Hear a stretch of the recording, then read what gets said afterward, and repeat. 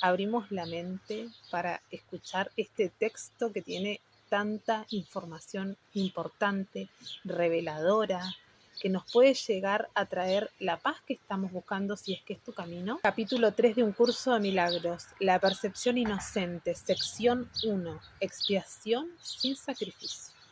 Hay otro punto que debe quedar perfectamente claro antes de que pueda desaparecer cualquier residuo de temor que aún esté asociado con los milagros. La crucifixión no estableció la expiación.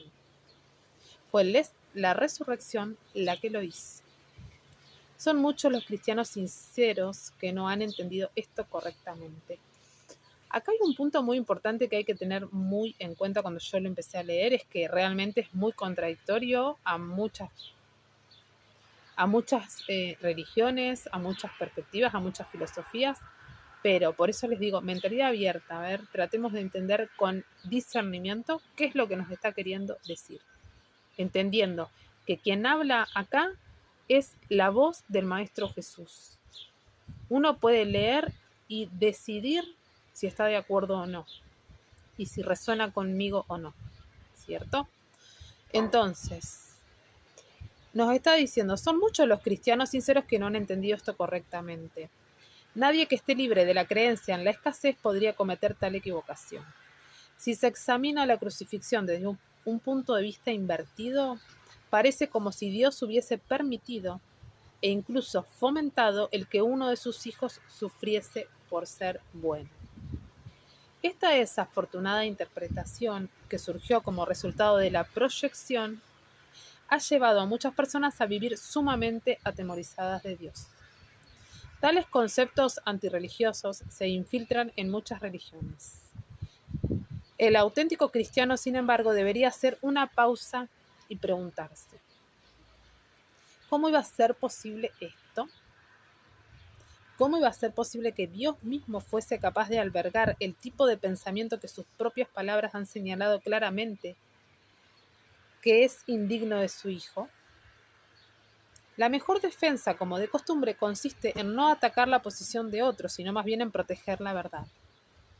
No es muestra de sensatez aceptar un concepto si para justificarlo tienes que invertir todo un marco de referencia.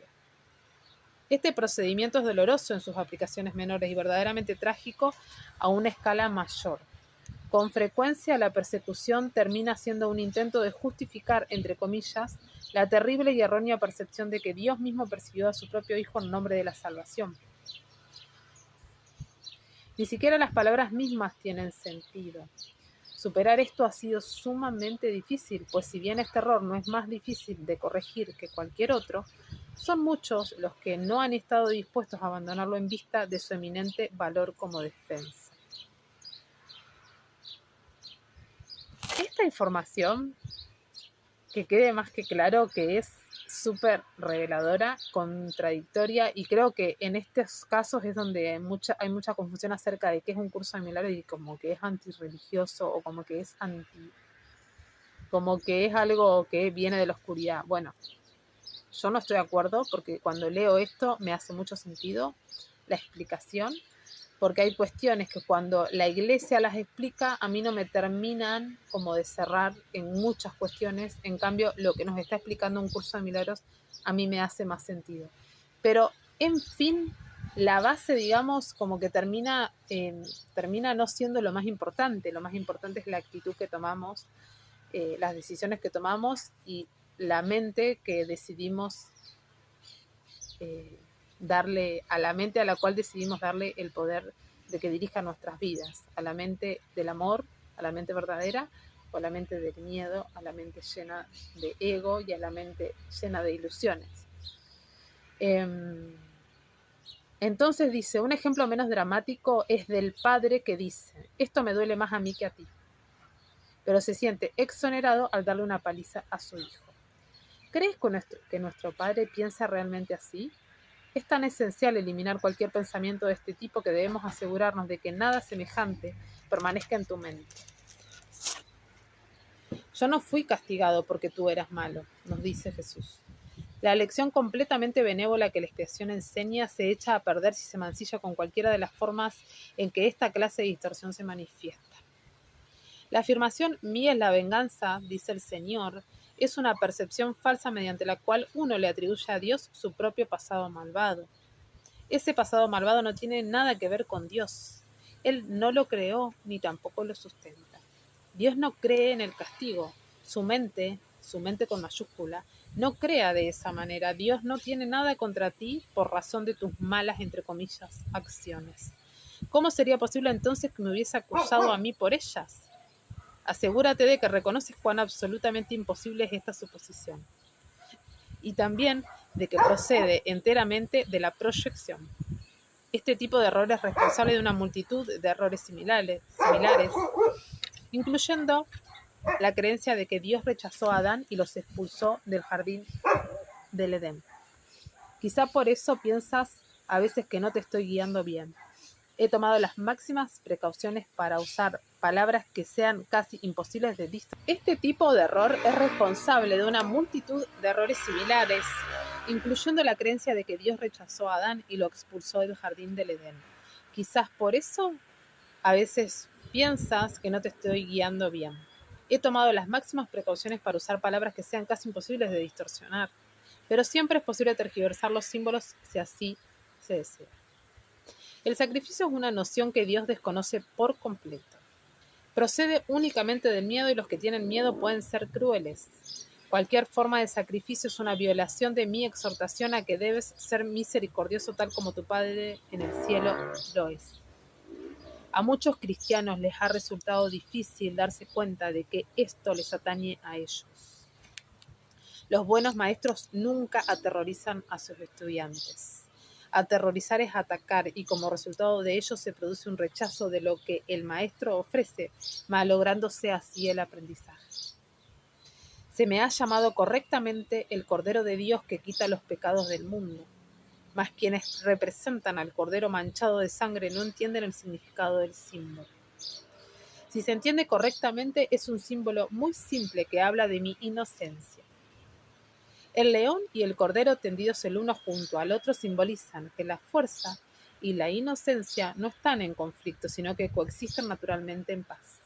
La fuerza y la inocencia no están en conflicto, sino que coexisten perfectamente en paz. El león y el cordero tendidos uno al lado del otro. Bienaventurados los puros de corazón, porque ellos verán a Dios. Es otra forma de decir lo mismo. Una mente pura conoce la verdad y en eso radica su fuerza. Una mente pura conoce la verdad y en eso radica su fuerza. No confunde la destrucción con la inocencia porque asocia la inocencia con la fuerza y no con la debilidad. La inocencia es incapaz de sacrificar nada porque la mente inocente dispone de todo y solo se esfuerza por proteger su plenitud. No puede proyectar. Tan solo puede honrar a otras mentes porque honrar a otros es el saludo natural de los verdaderamente amados hacia los que son como ellos. El Cordero quita los pecados del mundo en el sentido de que el estado de inocencia o gracia es uno en el que el significado de la expiación es perfectamente obvio. La expiación carece por completo de ambigüedad, es perfectamente inequívoca porque existe en la luz. Únicamente los intentos de ocultarla en las tinieblas han hecho que sea inaccesible para aquellos que eligen no ver. La expiación de por sí sola irradia verdad. Es por lo tanto el epítome de la mansedumbre y derrama únicamente bendiciones. La expiación de por sí solo irradia verdad. Es, por lo tanto, el epítome de la mansedumbre y derrama únicamente bendiciones. No podría hacer eso si procediese de cualquier otra fuente que no fuera la perfecta inocencia. No podría hacer eso si procediese de cualquier otra fuente que no fuera la perfecta inocencia. La inocencia es sabiduría porque no tiene conciencia del mal y el mal no existe. La inocencia es sabiduría porque no tiene conciencia del mal y el mal no existe. No obstante, es perfectamente consciente de todo lo que es verdad. No obstante, es perfectamente consciente de todo lo que es verdad. La resurrección demostró que nada puede destruir a la verdad. La resurrección demostró que nada puede destruir a la verdad. El bien puede resistir cualquier clase de mal, al igual que la luz disipa cualquier clase de oscuridad. El bien puede resistir cualquier clase de mal, al igual que la luz disipa cualquier clase de oscuridad. La expiación es, por lo tanto, la lección perfecta. La expiación es, por lo tanto, la lección perfecta. Es la demostración concluyente de que todas las demás lecciones que enseñé son ciertas. Es la demostración concluyente de que todas las demás lecciones que enseñé son ciertas. Si puedes aceptar esta generalización ahora, no tendrás necesidad de aprender muchas otras lecciones de menor importancia. Si puedes aceptar esta generalización ahora, no tendrás necesidad de aprender muchas otras lecciones de menor importancia. Basta con que creas esto para que te liberes de todos tus errores. Basta con que creas esto para que te liberes de todos tus errores. La inocencia de Dios es el verdadero estado mental de su Hijo. En ese estado tu mente conoce a Dios, pues Dios no es algo simbólico. Dios es un hecho.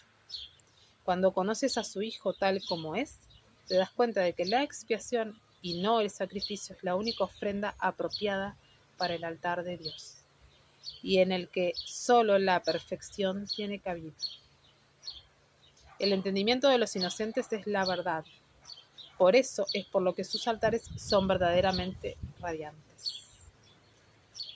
La inocencia de Dios es el verdadero estado mental de su Hijo. En ese estado tu mente conoce a Dios, pues Dios no es algo simbólico, Dios es un hecho.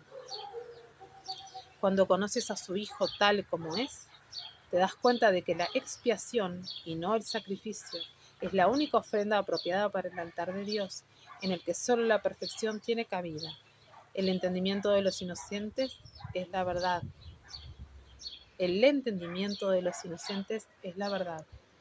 Por eso es por lo que sus altares son verdaderamente radiantes.